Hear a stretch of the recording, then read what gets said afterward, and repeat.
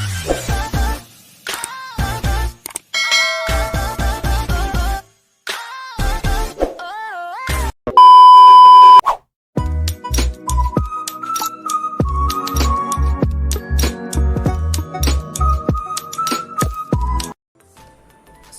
warahmatullahi wabarakatuh.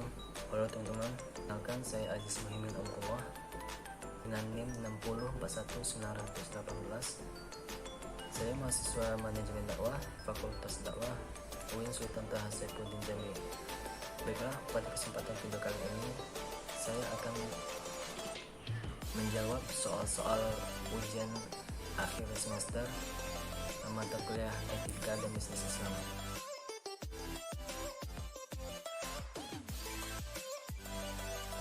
Sistem ekonomi kapitalisme adalah sebuah sistem ekonomi yang mana memberikan kebebasan penuh pada setiap orang untuk melakukan kegiatan ekonomi. Nah, kegiatan ekonomi ini yang dimaksud di sini seperti memproduksi, menjual, atau menyalurkan barang untuk mendapatkan keuntungan. Nah, seperti yang kita ketahui, belakangan ini istilah kapitalis memang tengah menjadi topik perbincangan terkait kondisi ekonomi dan politik negara. Menurut Adam Smith, kapitalisme merupakan sebuah sistem yang dapat menciptakan kesejahteraan untuk masyarakat apabila pemerintah tidak melakukan intervensi. Yang dimaksud intervensi di sini yaitu campur tangan terhadap mekanisme dan kebijakan pasar. Adapun salah satu contoh nyata yang sekarang ini banyak dijumpai yaitu eksploitasi sumber daya alam yang terjadi di Papua. Yang patut untuk disayangi, eksploitasi di Papua ini dilakukan oleh para perusahaan besar dari berbagai negara, seperti yang paling terkenal yaitu Freeport. Pengeksploitasi tersebut terjadi karena adanya perjanjian yang dilakukan oleh perusahaan Freeport dengan pemerintah Indonesia pada masa. Kemudian yang kedua itu sistem ekonomi sosial atau komunis.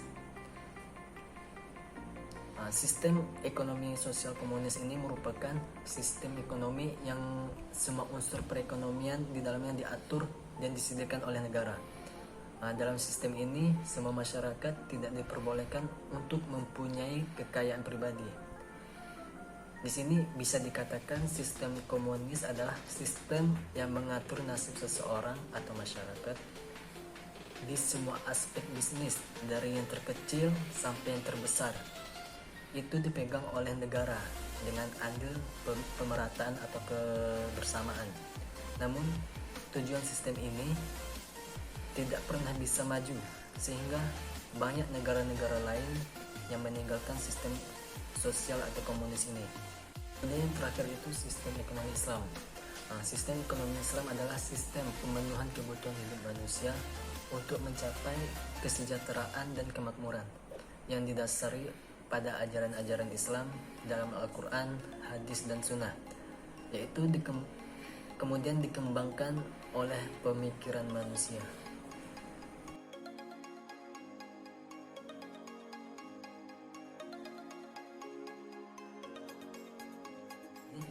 Gotong royong merupakan definisi yang paling tepat untuk menggambarkan definisi asuransi. Prinsip ini melakukannya secara bersama-sama, menjadikan pekerjaan menjadi lebih mudah apabila dilakukan secara bersama-sama. Contoh yaitu yang ada di sekitar kita kan, yaitu di dalam lingkungan RT atau RW. Biasanya ada program kerja bakti membersihkan lingkungan sebulan sekali. Akan tetapi apabila kita melakukannya itu satu atau dua orang untuk membersihkan lingkungan satu RT, itu terasa akan lebih berat. Tetapi dengan partisipasi seluruh warga yang ikut membantu akan memudahkan menyelesaikan kebersihan lingkungan. Perlindungan asuransi ini juga memiliki konsep serupa dengan gotong royong, tolong menolong dan saling membantu, di mana para nasabah memberikan iuran premi yang dikumpulkan dan dikelola oleh perusahaan asuransi dan akan diberikan kepada nasabah. Jadi riba itu adalah penetapan bunga atau melebihi jumlah pinjaman saat pengembalian berdasarkan persentase tertentu dari jumlah pinjaman pokok yang dibebankan kepada peminjam. Riba secara bahasa itu bisa disebut dengan ziyadah, yang bermakna ziyadah.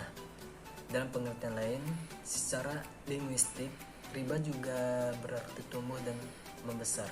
Di sini itu pengembalian atau tambahan dari harta pokok atau modal secara batil, yang dimana hukum tersebut adalah haram. Di sini sangat jelas karena ini merugikan orang lain. Pasalnya, agama Islam selalu mengharamkan sesuatu yang tidak baik atau yang merugikan orang lain.